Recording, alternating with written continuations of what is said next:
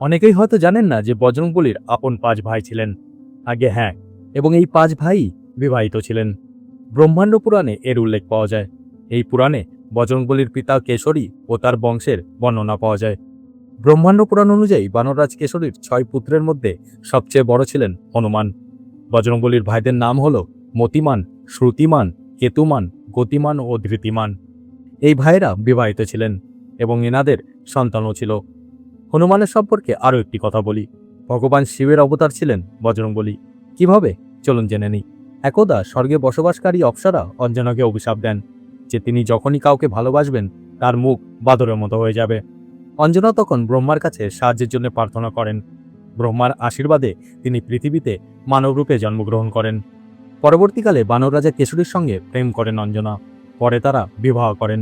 ভগবান শিবের পরম ভক্ত ছিলেন অঞ্জনা। অঞ্জনার ভক্তিতে প্রসন্ন হয়ে তার গর্ভ থেকে পুত্ররূপে জন্মগ্রহণ করার আশীর্বাদ দেন মহাদেব। কিছুদিন পর রাজা দশরথ পুত্রেষ্টি যজ্ঞ করেন। যজ্ঞের পর ঋষিগণ দশরথের সমস্ত স্ত্রীকে খাওয়ার জন্য পায়েস দেন। কৌশল্যর পায়েস থেকে কিছুটা একটি চিল নিয়ে উড়ে যায়। শিবের আদেশে পবনদেব সেই পায়েস ধ্যানমগ্ন অঞ্জনার হাতে ফেলে দেন। সেটিকে ভগবান শিবের আশীর্বাদ ভেবে গ্রহণ করেন অঞ্জনা। এর ফলে শিবের অংশরূপে জন্মগ্রহণ করেন পবনপুত্র হনুমান। তাহলে বলুন বন্ধুরা, আমাদের সকলের প্রিয় বজরংবলীর সম্পর্কে এই কথাগুলি আপনি জানতেন? ভিডিওটিতে একটি লাইক দিন এবং এই ধরনের ধর্মীয় জ্ঞানের ভিডিও দেখার জন্য চ্যানেলটি সাবস্ক্রাইব করুন।